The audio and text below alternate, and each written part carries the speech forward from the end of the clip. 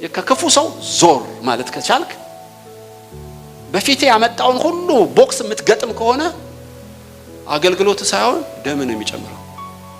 ስኳር ይጨምራል፣ ሽበት ይጨምራል። የተፈጥሮ ከሆነ ጥሩ ነው፣ ያለ ጊዜው ግን ታረጃለህ። እና ሰይጣን ስማርት ነው።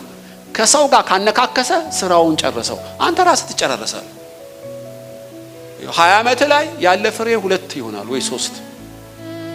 ጉልበት በሙሉ የሚያልቀው ከወይዘሮ እከሌ ጋር ከአቶ እከሌ ጋር እያገላበጠ እንደ ቂጣ በቃ ይጋግራል። ኢየሱስ ኖ ሳምራን አናሳልፍም አሉ። ማንነቴን አሳያለሁ፣ ልካቸውን እነግራለሁ አላለም። ሲበሳጭም አታዩትም፣ ዞር። ያናጢ ልጅ ሁሉ ዞር፣ ቅጽል ስም ያወጡለታል። አበደኮ ዞር። አየ ብዙ ቅጽል ስም ነው የሚሰጡት፣ ብዙ መንገዱን ነው የሚዘጉበት። እና በጥፊ የመቱት አሉ፣ አምላክ ኮንኩ ወረድ ያሉት አሉ።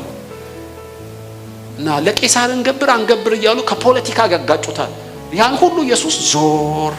ትኩረቱ ተልኮ ላይ ነው እንጂ ከስጋና ከደም ጋር አይቧቀስም።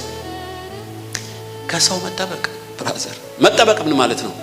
መጥላት መሸሽ ማለት አይደለም። ለታላቁ ለምጽአት ቀንና ለህሊናቸው ተሰጥና ልብህን መጠበቅ ማለት ነው እንጂ ሰፈር ቀይረ ገዳም አይዘጋጅልም። ለብቻ ገዳም ብትሄድ የባሰ ነው። እንደው አየ እግዚአብሔር ባስቀመጠ ቦታ ልብህን መጠበቅ፣ ከተልኮ ውጪ የምታሰላስለው ሴቭ የምታደርገው የስጋና ደም አጀንዳ እንዳይኖር ማለት እኮ።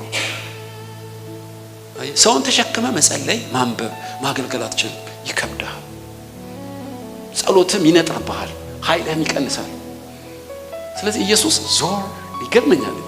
ዳዊትስ ከኤልያብ ፊት ዞር፣ ጳውሎስስ ከሻለቃው ከሰደበው ፊት ዞር፣ ነህምያስ ከሰንበላጥ ከጦቢያ ዞር፣ ሳሙኤልስ ከኤሊ ልጆች ልቡን ይጠብቃል። አንድ ቤት እኮ ነው የሚኖሩት፣ ልቡን ግን ይጠብቃል። የሰው ነገር በተለይ የክፉና ስራ ፈቶች ሰዎች በልብ ጥልቅ ካረክ ጨረሱ በቃ። እድሜ ረጅም ፍሬ ትንሽ፣ እጅ ፍሬን ይዘ ቤንዚን መርገጥ በለው ጩኸት እንጂ መሄድ አትችልም። መኪናው ትነከሳለህ በቃ።